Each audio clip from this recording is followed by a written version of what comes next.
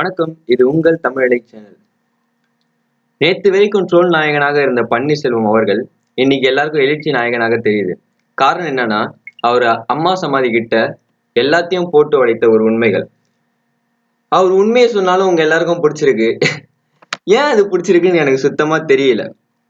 அவர் கூறிய ஒரு சில உண்மைகள் உங்களுக்காக.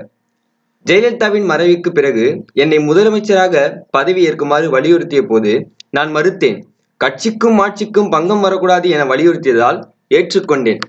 எங்க தெரியாம தான் கேக்குறேன், ஜெயலலிதா மருத்துவமனையில் இருக்கும்போதே நீங்க இந்த மாதிரி ஜெயலலிதாவோட போட்டோவை வெளியே அனுப்புங்க, அவங்க உடல்நிலையை கூறுங்க அப்படின்னு சொல்லி இருந்தா கட்சி ரொம்ப சிறப்பா இருந்திருக்குமே.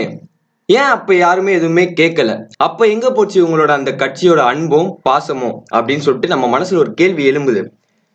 அடுத்து, ஜெயலலிதாவின் நிலையை கண்டு மருத்துவமனையில் அழுது புலம்பினேன். எல்லாரும் தான் அழுதாங்க. ஈவன் நான் அழுதேன், பொதுமக்கள் எல்லாரும் அழுதாங்க. என்ன பிரயோஜனம்? பவர் இருக்கும்போது அதை பயன்படுத்தாம விட்டாரு.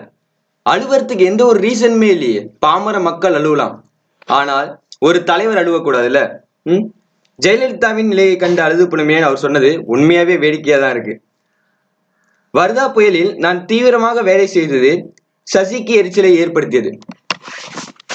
ஒருத்தவங்களுக்கு எரிச்சல் ஏற்படுத்திருக்கோம் நம்ம அப்படின்னு தெரிஞ்சு கூட எப்படி அவங்கள ஒரு கட்சியின் பொதுச் செயலராக அறிவிக்க முடிஞ்சது?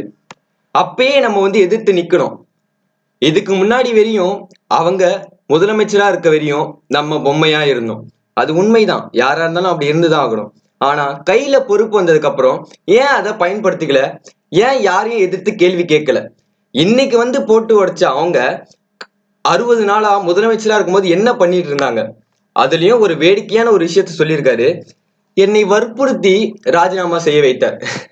எங்க எல்கேஜி குழந்தை கூட ஆ போடுன்னு சொன்னா கொஞ்ச நேரம் அடம் பிடிச்சிட்டு தான் ஆ போடும்.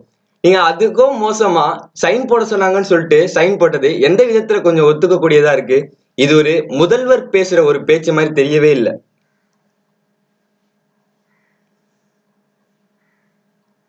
தமிழகத்தை காக்க தன்னந்தனியாக போராடுவேன். பதவியில இருக்கும் போதே எதுவும் போராடல, இப்ப ராஜினாமா பண்ணிட்டு என்னத்த போராடுவாருன்னு அவர் சொல்லிட்டு இருக்காரு. இதெல்லாம் பார்க்கும்போது என்ன தோணுதுன்னா, ஏன் பவர் இருக்கும் போது அவர் இதை யூஸ் பண்ணிக்கல? இப்ப போட்டு உடைச்ச அவரு ஏன் 60 நாள் முதலமைச்சராக இருக்கும்போது போட்டு உடைக்கல? இதெல்லாம் மக்களை திசை திருப்பக்கூடிய ஒரு விஷயமா, அல்லது அவர் இப்பொழுது போட்டு உடைக்க காரணம் என்ன?